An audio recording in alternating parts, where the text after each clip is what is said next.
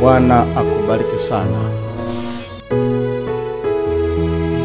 Baba yetu na Mungu wetu, tunakushukuru sana kwa nafasi fupi uliotupa ya kuishi, na kwa kuwa wakati ni sasa, sema na kutano hili, sema na Kenya yote, sema na dunia nzima, katika jina la Bwana wetu Yesu Kristo. Amina.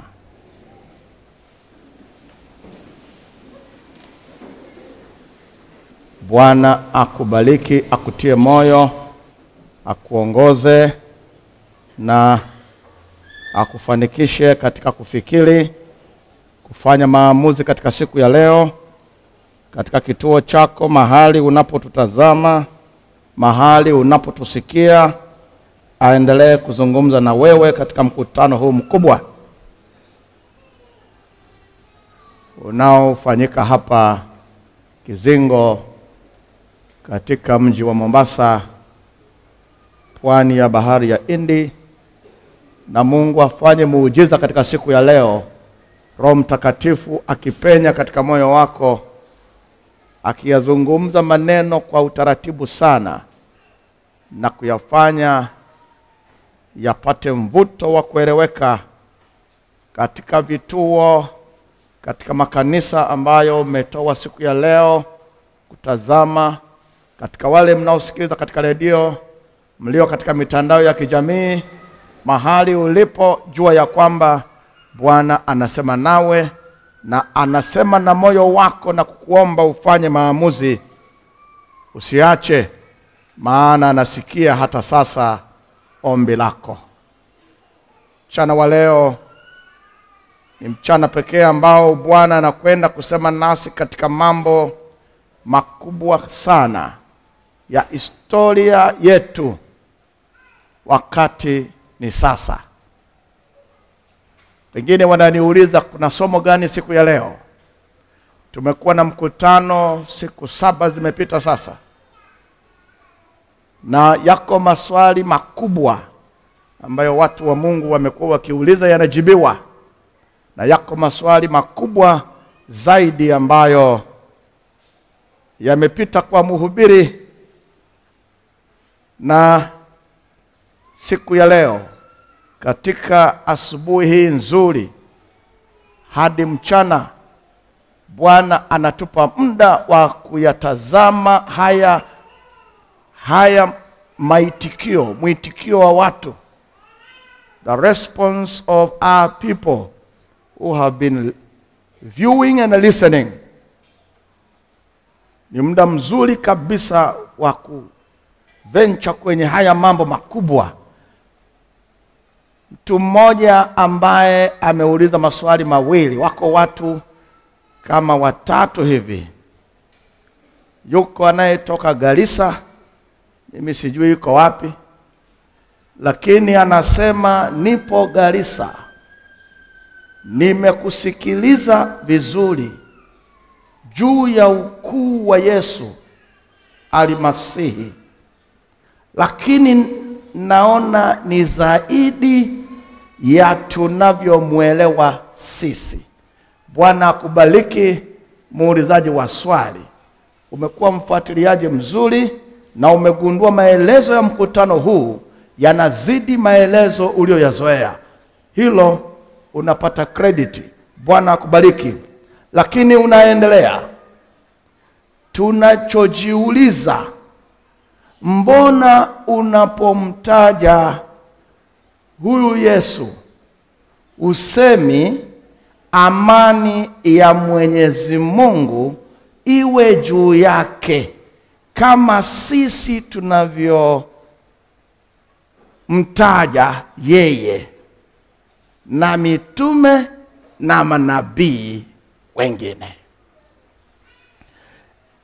Katika uelewa wa kawaida unaona ni swali rahisi, lakini muuliza swali ana akili timamu. Anaona ni kama tunapunguza value ya huyu Yesu. Maana tulitakiwa tuseme Yesu Kristo, amani ya Mwenyezi Mungu iwe juu yake. Anasema wao wanapomtaja, akueleza wanamtajaje. Wanapomtaja huyo Yesu, wao wanasema amani ya Mwenyezi Mungu iwe juu yake. Sasa amekuwa msikilizaji na mtazamaji mzuri sana, na hata jina ameweka, lakini hakuniruhusu kutaja. Na anasema yeye yuko Garissa na ni mwaminifu, anahudhuria kwenye kituo fulani na hakuna anayemjua, ila anasema amesikiliza kwa uaminifu sana. Amegundua maelezo ya hiki kitabu Al-Kitaba kinavyoyaweka maneno hayo ya Mwenyezi Mungu kuhusu huyo Yesu yanazidi alivyomuelewa. Anaona asaidiwe tu kidogo. Kwa nini sisemi amani ya Mwenyezi Mungu iwe juu yake? Namtaja tu Yesu Kristo. Kristo ni Kiyunani, Kiebrania Masihi.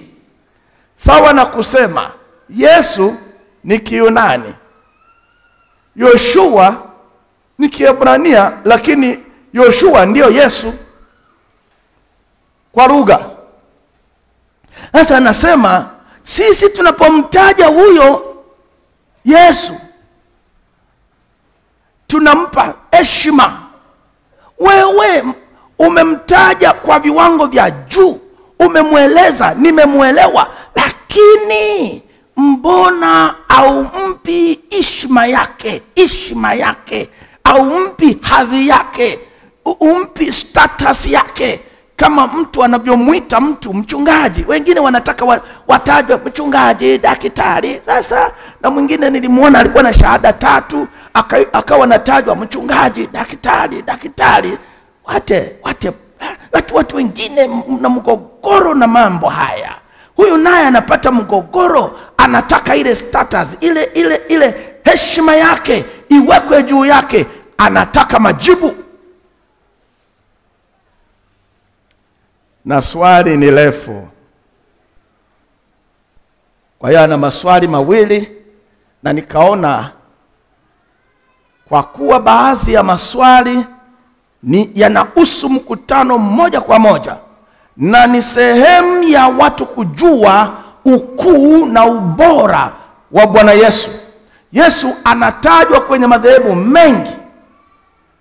Hata ukisikia Krishna, kwa wenzangu wa Hindi, mnajua huwa mnasema ndiye mwenyewe, na marafiki zangu wengine wanamuita Isa, na hawa nao ndiye mwenyewe. Sasa anauliza katika swali kama hili, jibu kwanza, huyo Yesu Almasihi. Ukisema Almasihi kama alivyoandika Yesu Almasihi, ametaja tu Almasihi, that is Arabic, kwamba Yesu, Jesus the Messiah, Ali ni article the. Kwa hiyo Jesus the Messiah. Kwa hiyo Yesu Almasihi anapotajwa, lazima kwanza ujue sifa yake. Kwanza kabisa, katika Isaya 7:14, Isaya 14, unabii wa kuzaliwa kwake unasema, kwa hiyo Bwana mwenyewe atawapa ishara, tazama bikira atachukua mimba, atazaa mtoto mwanamume, na jina lake ataitwa Immanuel. Sifa yake ya kwanza kabisa, ana jina la kiunabii la utume, la cheo chake, lililobeba status yake, anaitwa Immanueli. Na maana ya Immanueli ninaifahamu, ni maneno mawili, Imanu na Eli. Ni maneno mawili ya Kiebrania.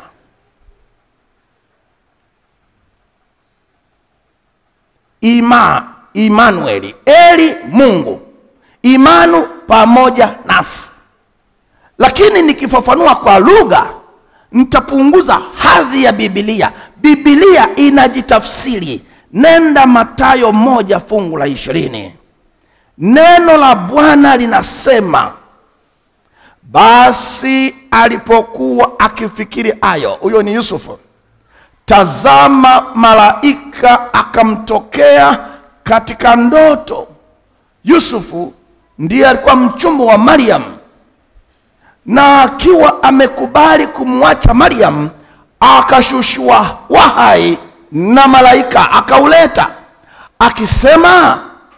akisema Yusufu mwana wa Yusufu bin Dauda, usihofu kumchukua Mariam mkeo, maana mimba yake ni kwa uweza wa Roho Mtakatifu.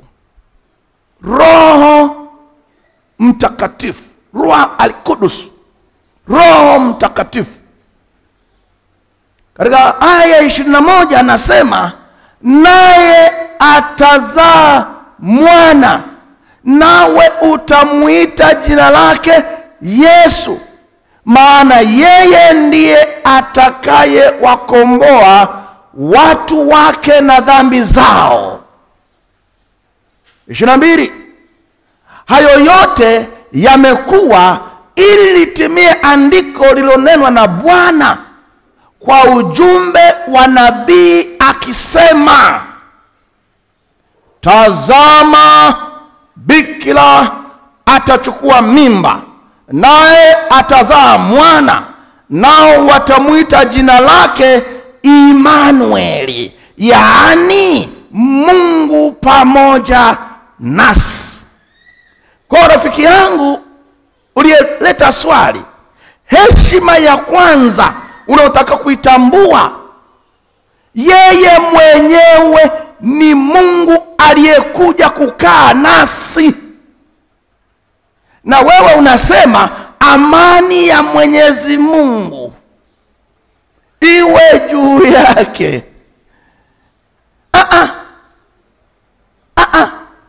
Yeye mwenyewe ana heshima hiyo tayari. Naendelea. Tazama jina lake jingine huyo Yesu. Isaya 9:6 anasema, maana kwa ajili yetu mtoto amezaliwa, tumepewa mtoto mwanaume, na uweza wa kifalme utakuwa begani mwake, naye ataitwa jina lake Mshauri wa Ajabu. Namba lake la kwanza hilo, Mungu mwenye nguvu, the mighty God. Yeye mwenyewe huyo mtoto ni Mungu mwenye nguvu, Baba wa milele. Na jina lake la 4, Mfalme wa amani, kwa sababu yeye mwenyewe ndiye mfalme wa amani. Hatuwezi kumwambia amani ya Mwenyezi Mungu iwe juu yake, maana mwenyewe ndiye anaimiliki. Kwa hiyo wale mnaoweka amani kwa mitume na manabii, huwa mnaweka amani ya huyu Yesu. Tuendelee. Swali lako ni tamu na tutalimaliza tu. Najua kuna mambo matamu. Swali tamu linajibiwa kwa utamu. Bwana Yesu asifiwe. Angalia huyu ambaye ni mfalme wa amani, katika aya ya 7 fungu la 7 anasema maongeo ya enzi yake, maongeo ya enzi yake na amani hayatakuwa na mwisho kamwe. Haleluya! Yani amani ya huyu haitakuwa na mwisho. Katika kiti cha enzi cha Daudi na cha ufalme wake, kuudhibitisha na kuutegemeza kwa hukumu na kwa haki, tangu sasa na hata milele. Wivu wa Bwana ndio utakaotenda haya. Kwa hiyo amani ambayo yeye anayo kama the Prince of Peace, kwamba ina flow, amani ina flow kutoka kwake, inatiririka kutoka kwake. Sasa uwezi ukasema amani iwe juu yake. Yani ni sawa na kuchota maji kwenye kisima unapeleka kwenye bahari, badala ya bahari ilete kisimani. Yesu ndiye Prince of Peace, ndiye mfalme wa amani, na amani yake haitakoma kamwe. Yeye mwenyewe anamiliki amani, ndiye anatoa amani ile iwe juu ya mitume na manabii. Kwa hiyo huyo au mitume ambao mnasema amani ya Mwenyezi Mungu iwe juu yao, huwa hamjui mnasema nini. Huwa mnasema Yesu awe juu yake, Yesu awe juu yao, awe juu yao, awe juu yao. Unaweza ukasema kitu bila kujua. Nafumbua macho yako, ndio maana ya mkutano huu. Wakati ni sasa, hakuna tena kupotea, hakuna tena kupotea. Kwa hiyo alipozaliwa, kwa sababu ndiye muasisi wa amani, ndiye inaugurator wa amani. Alipozaliwa, angalia Luka 2 na fungu la 10, malaika walishuka kutoka mbinguni. Sasa rafiki yangu wa Garissa, sikiliza wimbo walioimba.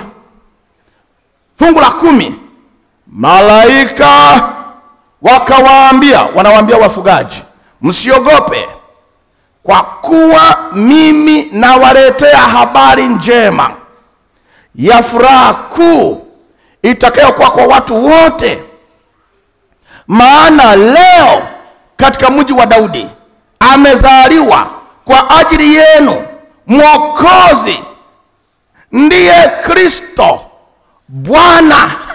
Sasa unasema amani ya Bwana, yeye mwenyewe ni Bwana, ndiye Kristo Bwana. Na hii ndiyo ishara kwenu, mtamkuta mtoto mchanga amevikwa nguo za kitoto, amelala katika hori ya kulia ng'ombe. Mara walikuwepo pamoja na huyo malaika wingi wa jeshi la mbinguni wakimsifu Mungu na kusema. Fungu la 14, atukuzwe Mungu juu ya mbingu, na duniani iwe amani. Haleluya! Kwa watu yani huku duniani alikozaliwa Yesu, amekuja kuleta amani iwe juu yetu.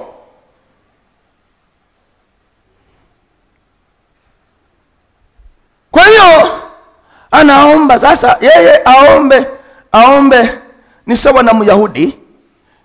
Wewe unaomba unasema Mungu wangu, Mungu wa Ibrahimu, Mungu wa Isaka, Mungu wa Yakobo. Yeye anasema Mungu wa baba yangu Ibrahimu, Isaka, Yakobo, kwa sababu Ibrahimu, Isaka, Yakobo ni baba yake, ni ukoo wake. Ombi lake na lako vinatofautiana wedding, maana yeye anaongea na baba yake, anaongea uzao ule ule. Wewe unaongea lakini umepandikizwa. Kwa hiyo Yesu ndiye mfalme wa amani. Kwa nini iwe amani duniani kote? Ni kwa sababu mfalme wa amani amezaliwa ili kuleta amani iliyopotea kwa sababu ya anguko la kuingia dhambini.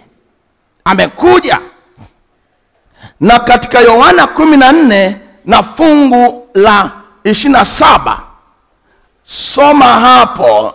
Rafiki yangu wa Garissa, sikiliza sasa. Tofauti, kwa nini hatusemi amani iwe juu yake?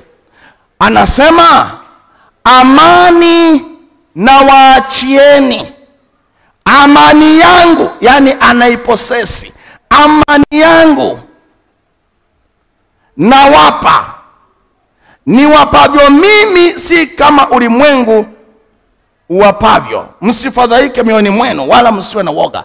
Amani yangu na wapa. Yeye ndiye anatoa amani, na kila anayempokea anakuwa na amani. Kwa hiyo vitendo halisi vya kutoa, vipo vitendo halisi. Yesu anatoa amani, anatoa. Angalia Yohana 20 na fungu la 19. Angalia hapo. Anasema ikawa jioni siku ile ya kwanza ya juma, pale walikuwepo wanafunzi, milango imefungwa na kwa hofu ya Wayahudi. Akaja Yesu akasimama katikati yao, akawaambia, amani iwe kwenu. Kwa nini anasema hivyo? Ndiye Bwana wa amani, ndiye mtoa amani. Angalia fungu la 26.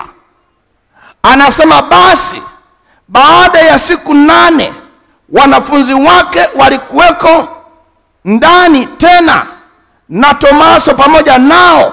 Akaja Yesu, milango imefungwa, akasimama katikati, akasema, amani iwe kwenu. Akatoa amani, maana yeye ndiye chimbuko, ndiyo sosi ya amani. Kwa hiyo huwezi ukaleta amani kwake, yeye anatoa, sisi tunapokea. Kwa ni haki yako rafiki yangu, unapoomba kwa mitume wako, sema amani ya Mwenyezi Mungu na iwe juu yenu. Na hata ukisema amani ya Yesu Almasihi iwe juu yenu, uko sawa bado, lakini kwa uoga wako endelea kusema unavyosema, lakini amani wanayopokea hao ni Yesu Kristo mwenyewe.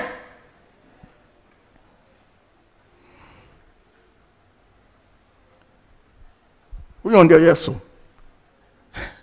Yesu ni mzuri. Hatuhitaji mahubiri marefu, hata tukikomea hapa tu wote mnakwenda na amani.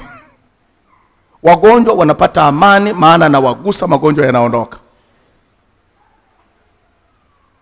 Mwanamke yule aliyekuwa anavuja damu miaka 12, alipotoka nyumbani anakuja, ameisha teseka, ameisha kuwa maskini, na sasa anakuja amejifunga mwili mzima, mambo yake ya kiafya yana mgogoro. Damu inatoka, ina harufu mbaya. Siku ile amedetermine, amekuja amejifunga. Na kuna kiongozi wa sinagogi Yairo, ana kijana naye, ana mwana ambaye naye ana miaka 12, lakini leo anaumwa, yuko katika hali ya kufa. Ina maana alipoanza birthday, Yairo alipofanya birthday 1, huyu mama alikuwa na mwaka mmoja na ugua. Sasa mwaka wa 12, kijana wa Yairo, mtoto wa Yairo anaumwa, na amekuja kwa Yesu, na Yesu anakwenda kwa Yairo, na watu ni wengi. Alafu yule mwanamke aliyedetermine aliona mambo mawili yaliyo kwenye Agano la Kale. Moja, kwenye Agano la Kale unapoweka wakfu mfalme, wanamimina mafuta matakatifu kichwani mwake, yanashuka taratibu, wanamimina, yanaingia kwenye ndevu, yanashuka kwenye nguo, kanzu, yakigusa pindo, Walawi wanapiga tarumbeta, wananchi wanaanguka chini, wanasema uishi milele, mfalme ametawazwa. Alafu kuhani akishachaguliwa, na sasa anasimikwa, naye anasimama. Wanamimina mafuta kichwani, yanashuka yanapita kwenye ndevu, yanapita kwenye kanzu takatifu, yakifika kwenye pindo wanapiga tarumbeta, amekuwa kuhani. Na ndiyo maana Daudi alipokuwa ndani ya pango na Sauli alikuwa kwenye mlango wa pango anamuinda usiku, Daudi akatoka na askari, wakamkuta amelala na askari wamelala. Askari wa Daudi wakataka wammalize, akawazuia, lakini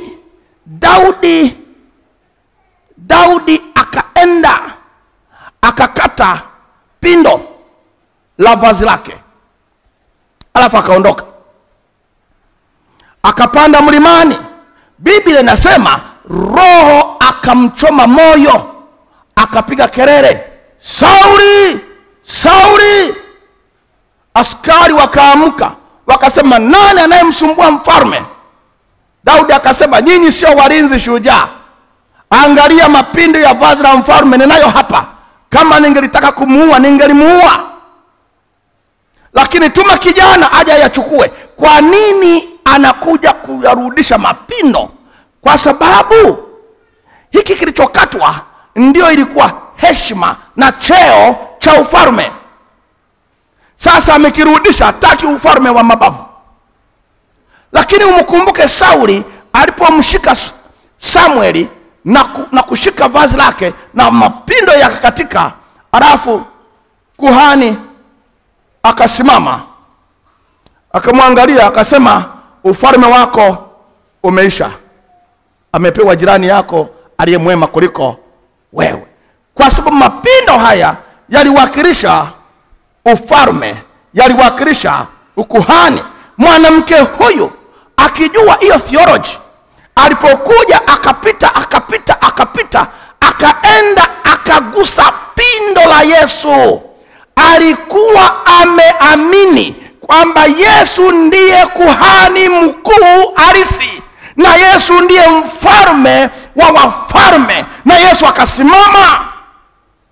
Maana kwa imani hii iliyoongozwa na Roho Mtakatifu, nguvu za Yesu za uponyaji zikaondoka kwa ridhaa ya Mungu na kumgusa yule mwanamke, naye akapona.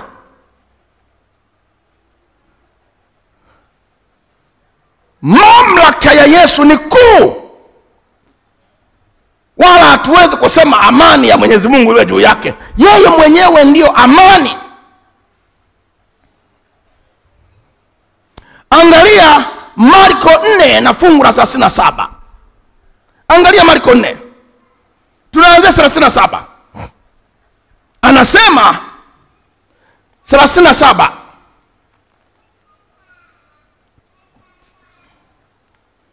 ikatokea dhoruba kuu ya upepo, mawimbi yakakipiga chombo hata kikaanza kujaa maji. Na sana nana nasema, naye mwenyewe alikuwepo kwenye shetri, amelala juu ya mto. Wakamwamsha wakamwambia, Mwalimu, si kitu kwako kuwa tunaangamia. Akaamka. Sasa alikuwa amelala, akaamka kwa sababu Yesu ndiye mfalme wa amani, Bwana wa amani. Na kwa kuwa ni mtawala na ni Mungu, aliposimama viumbe wote wanatakiwa kumsujudia mpaka maji. Aliposimama akaukemea upepo, akaiambia bahari, nyamaza, tulia. Upepo ukakoma, kukawa na shwari kuu. Kwa nini? Maana ndiye source ya amani. Kukawa na shwari kuu. And he arose and rebuked the wind and said unto the sea, Peace, be still.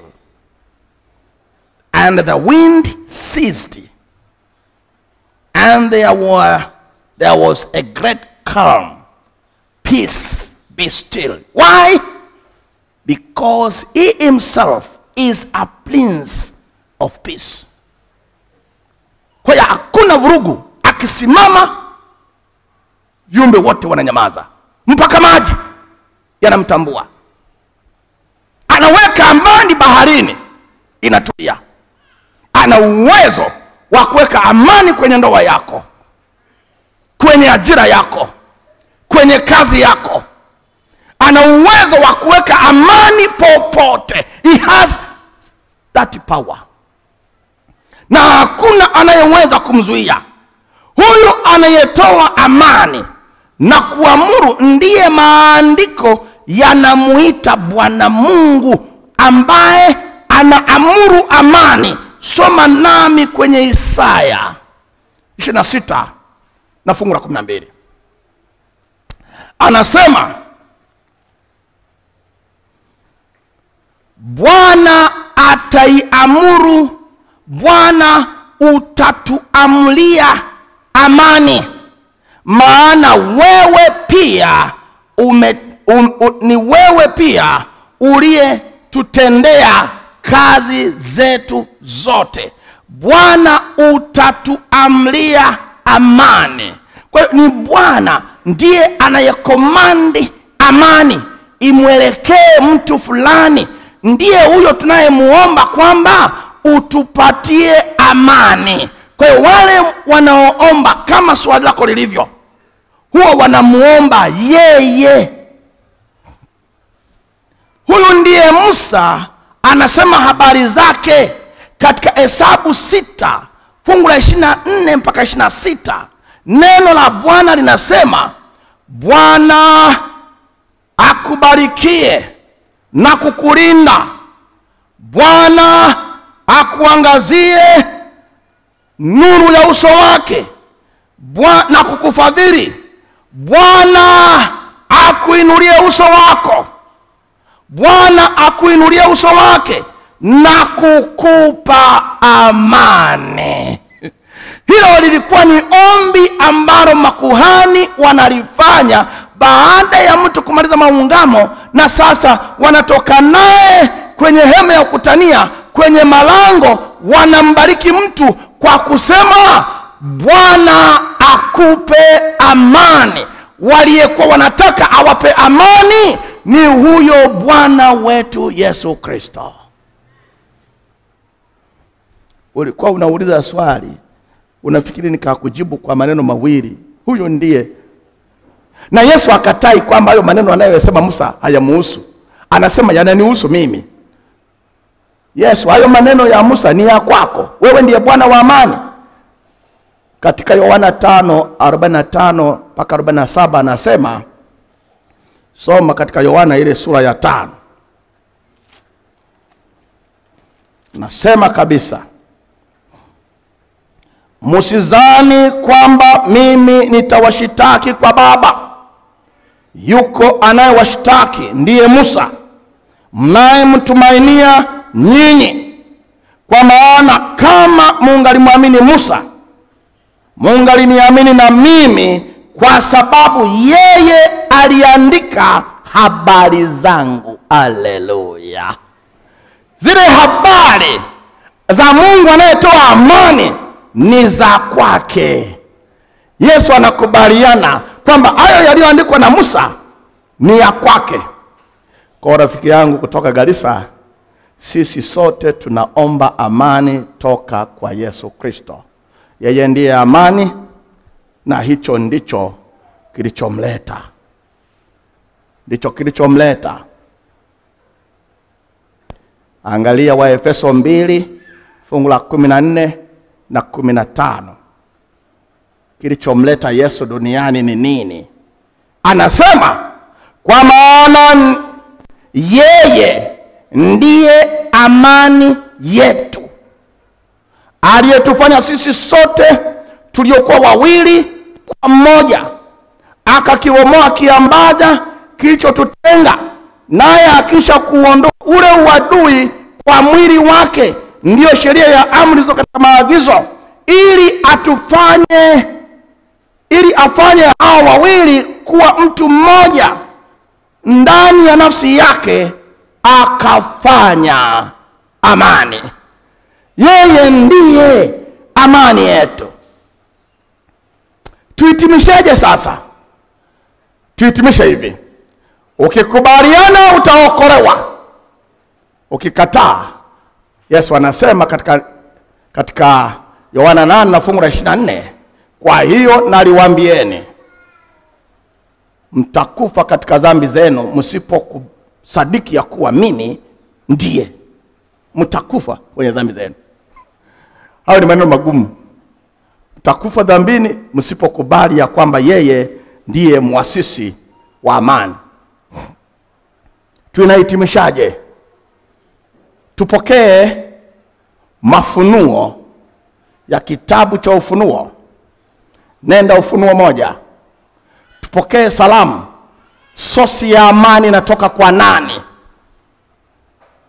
Unaweza ukauliza swali unafikiri ni dogo, kumbe ndio wokovu wetu. Ndio maana swali hili nikaona ana maswali mawili. La kwanza ndio nalimaliza. Anasema fungu la 4, Yohana, kwa yale makanisa 7 yaliyoko Asia, neema na iwe kwenu. Na nini tena? Na nini tena? Neema na iwe kwenu. Na nini tena? Na amani zitokazo kwake yeye aliyekuwako, aliyeko, atakayekuja. Haleluya! Na zitokazo kwa roho 7 walioko mbele ya kiti cha enzi. Fungu la 5, tena zitokazo kwa nani?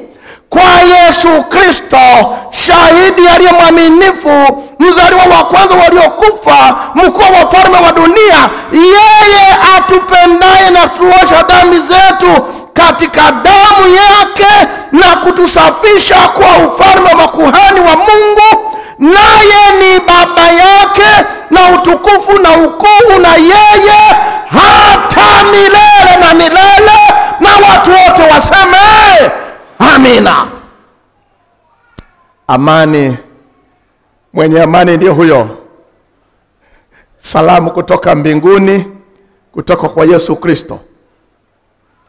Swali lake la pili ambalo linatupeleka mwisho wa somo la leo. Maswali ni mazuri kuyajibu wakati fulani. Anasema tunataka Yesu mwenyewe. Huyu ndugu wa Garissa anasema tunataka Yesu mwenyewe ajisemee kwamba mimi Yesu ndiye mwana wa Mungu. Msimsemee. Na pia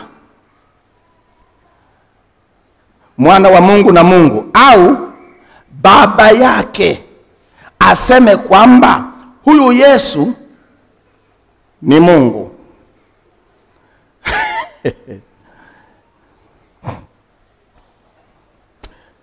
Yesu akiri mwenyewe. Yohana 4:25. Hapa kuna Yesu anazungumza na mwanamke. Yule mwanamke akamwambia, najua ya kuwa Masihi aitwaye Kristo. Najua ya kuwa Masihi aitwaye Kristo yuaja. Naye atakapokuja atatufunulia mambo yote. Yohana 4:26. Yesu akamwambia, mimi ninayesema nawe ndiye. Haleluya. Si ulitaka Yesu aseme? Amesema hajasema? Haya, niendelee kukujibu. Nenda Yohana 9:25. Yesu akasikia ya kwamba wamemtoa nje. Naye alipomwona alisema, wewe wamwamini mwana wa Mungu? Naye akajibu akasema, ni nani Bwana, nipate kumwamini. Yesu anamuuliza, unamwamini mwana wa Masema? Simjui, nikimjua nitamwamini. Sikiliza sasa jibu, fungu la 37. Yesu akamwambia, umemuona, naye anayesema nawe ndiye. Haleluya. Amesema hajasema? Amesema. Angalia, Yesu anawauliza wanafunzi, nyinyi mnaniitaje? Mnaniitaje? Katika Mathayo 16:15 na 16. Fungu la 16, Simoni Petro akajibu akasema, wewe ndiwe Kristo, mwana wa Mungu aliye hai. Yesu akasemaje? Angalia fungu la 17. Yesu akamwambia, akajibu akamwambia, heri wewe Simoni Bariona, kwa kuwa mwili na damu havikukufunulia ili, bali Baba yangu aliye mbinguni. Kwa maneno hayo Yesu amekubaliana na ushuhuda uliotolewa kwamba lakini asili ya kunitambua sio wewe. Ni nani? Ni Baba, ndiye amekujulisha. Twende chini ya kiapo kama nakubali. Mathayo 26 fungu la 63 na 64. Kuhani mkuu anamwapisha Yesu, lakini Yesu akanyamaza. Kuhani mkuu akamwambia, na kuapisha kwa Mungu aliye hai, utuambie kama wewe ndiwe Kristo, mwana wa Mungu. Tuone Yesu atakavyojibu. Yesu akamwambia, wewe umesema, lakini nawaambia, tangu sasa mtamuona Mwana wa Adamu ameketi mkono wa kuume, akija kwa nguvu juu ya mawingu. Yesu amekubali. Neno kwa Kiyunani, wewe wasema, maana yake ni ndio. Ila akamuongezea maneno moja, ulivyosema ya kuwa mimi ndiye Kristo mwana wa Mungu, uko sawa. 2, ila hapa nimekuja na mwili, ndio maana naitwa mwana wa Adamu. 3, wewe Kayafa na hawa makuhani wenzako na hawa wa askari mnaonichezea hapa, siku nikija mara ya pili lazima mnione, ili haya majibu mlioniuliza muyaone kwa macho yenu. Haleluya. 4, anamwambia wakati huo nikija katika utukufu, anamwambia wakati huo mtaniona nikiwa kwenye cheo changu halisi na utukufu na ukuu ambao asili yake ni Mungu mwenyewe nikija duniani.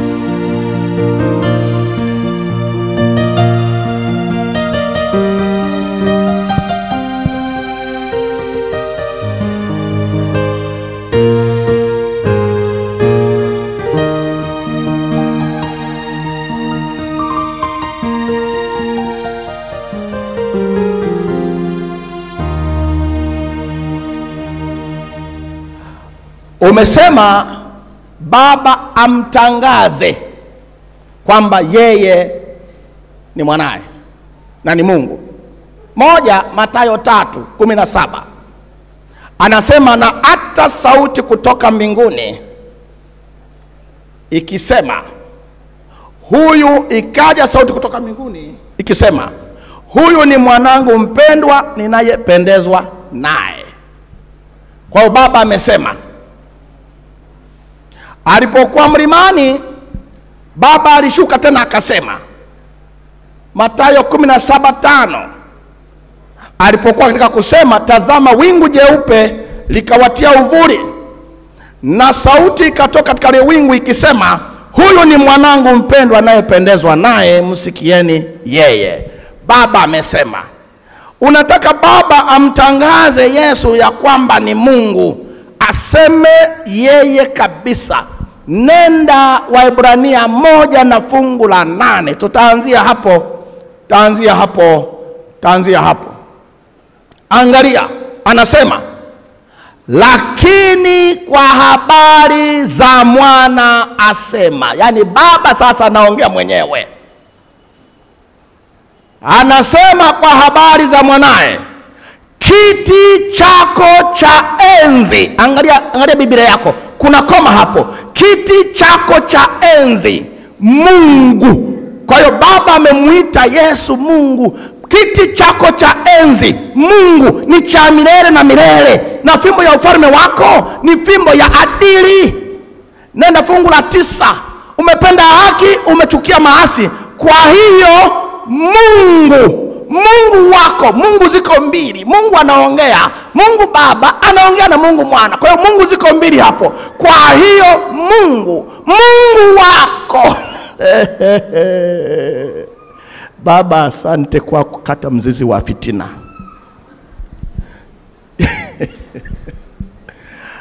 Anatutajia na kazi zake. Fungu la 10. Tena wewe Bwana hapo mwanzo ulitia misingi ya nchi, na mbingu ni kazi ya mikono yako. Endelea Baba kumaliza mzizi wa fitina. Hizo zitaharibika, bali wewe unadumu, nazo zitakachakaa kama nguo. Kama mavazi utazizinga, nazo zitabadilika, lakini wewe ni yule, miaka yako haitakoma. Haleluya. Baba amesema. Unajua, unaposoma Biblia usome kama kasuku au kama shetani. Soma kama mtoto wa Mungu. Anasema kwa hiyo Mungu wako. Mungu ziko ngapi? 2. Moja, anamuaddress Yesu. Anasema kwa hiyo Mungu wako. Kwa sababu wakati huo Yesu yuko duniani, na kwa hiyo Yesu akiwa duniani amevaa mwili, anamuomba Baba, ila katika intimacy anamuaddress kama Mungu. Kwa hiyo Mungu wako amekutia mafuta ya shangwe kuliko wenzio, na ana declare huyu ndiye aliyeumba mbingu na nchi na bahari na vitu vyote. Kwa swali lako ni la msingi, lakini rafiki yangu wa Garissa na marafiki wengine ambao kwa leo mumesikia sauti ya Bwana, unaposikia tunasema Yesu ni mwana wa Mungu, Yesu ni Mungu, tumethibitishwa na maandiko kwa kinywa chake mwenyewe, kwa kinywa cha manabii na kinywa cha Baba akitamka kutoka mbinguni, huyo ni mwanangu. Na lugha ya kawaida, lugha yoyote ya kawaida na uelewa wa kawaida, mwanadamu anazaa mwanadamu, chui anazaa chui, ng'ombe anazaa ng'ombe. Kwa hiyo mtoto wa nyoka na yeye ni nani? Ni nyoka. Kwa hiyo mwana wa Mungu naye ni nani? Ni Mungu. Hiyo sasa ni hekima tu ya akili ya analysis, lakini apart from the analysis, maandiko yametamka, Baba ametamka mara kadhaa. Na Mungu akubariki, akutie moyo, Mungu akutie nguvu. Mchana wa leo tutakuwa na wito rasmi.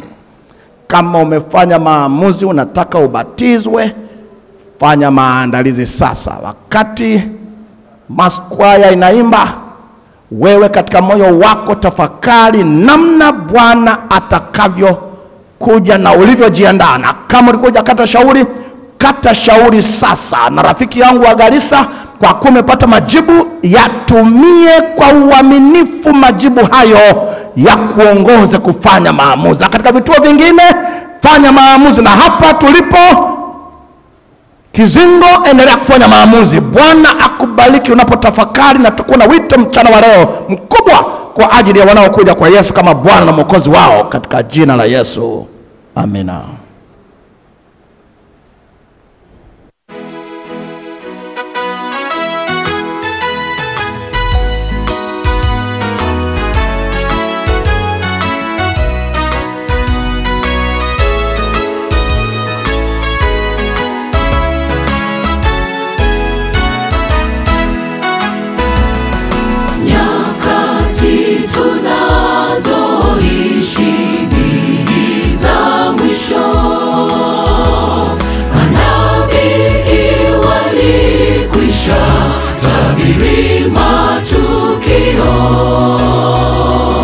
Heri asomaye na wao wayasikiao maneno ya unabii huu, maana wakati ni sasa. Maneno ya unabii huu, maana wakati ni sasa. Siku ya wokovu wako ni leo, na usichelewe. Mwokozi wetu Yesu akuita, njoo kwangu leo. Usitazame ya dunia, kwani yanapita. Songa mbele na kwa imani, maana wakati ni sasa. Songa mbele na kwa imani, maana wakati ni sasa.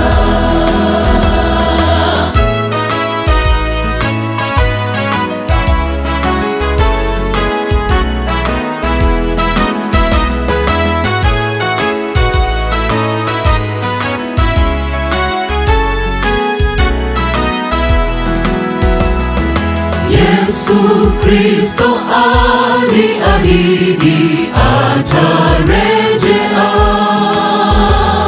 Makao ameandaa mbinguni kwa washindi.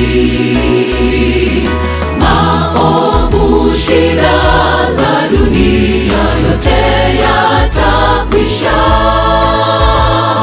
Njoo kwake uokolewe, maana wakati ni sasa.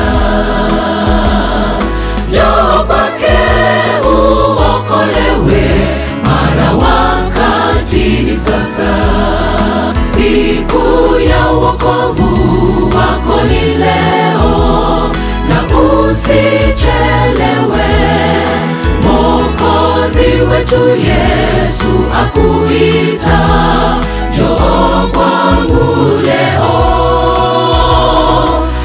Usitazame ya dunia, kwani yanapita.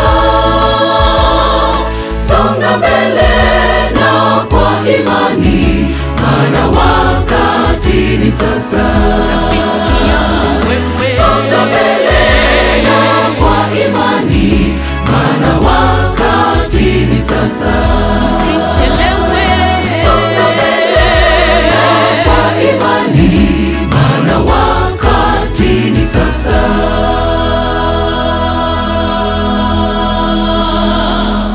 Siku ya maamuzi. Kama kwenye moyo wako unasema wakati wa kufanya maamuzi ni leo, na unasema hatua ya kwanza, nampenda Yesu na nataka alete amani kwenye maisha yangu, maana nimemtambua ndiye mfalme wa amani. Nione mkono wako mahali ulipo. Bwana akubariki, Bwana akubariki. Unataka Yesu alete amani kwenye maisha yako, simama kwa miguu yako mwenyewe. Bwana akubariki. Unaposimama, yawezekana kuna mtoto wa Mungu leo anasema, na yatoa maisha yangu rasmi kwa Bwana wangu Yesu Kristo. Kama unatoa maisha yako na ulikuwa hujabatizwa kwenye kanisa la Mungu, nione mkono wako mahali ulipo. Nyosha mkono wako. Nyosha mkono wako. Bwana akubariki, Bwana akubariki. Bwana akubariki, Bwana akubariki. Bwana akubariki. Je, kuna mwingine? Bwana akubariki. Bwana akubariki. Mchana wa leo rasmi tutaanza kutambua wale ambao katika mioyo yao wanakata shauri na wanaamua ya kwamba watabatizwa na kumfuata Yesu kupitia kanisa la Waadventista wa Sabato. Bwana wabariki sana. Tutakuwa na mazungumzo na Bwana akubariki. Baba mwema na mtakatifu, bariki watu wako sasa wamesimama na katikati yao wako wanaume na wanawake wanakata shauri. Hao wanaokata shauri hapa na kwenye vituo vingine, Bwana wafunike kwa neema yako, wapate kibali machoni pako kuanzia sasa na kuendelea. Na tutakuja na mfumo kuanzia sasa wa wale wanaokata shauri kwa ajili ya ubatizo, ili watambuliwe katika vituo vyao, katika mahali wanapotazama, na hapa Kizingo tuwatambue. Bwana awabariki na kuwatia moyo, na endelea kumkubali huyo Yesu ambaye ni mfalme wa amani. Wakati ni sasa, mchague, haujachelewa. Katika jina la Bwana wetu Yesu Kristo, amina. Amen, amen. Tunasemaje kwa hilo jamani? Basi ni mambo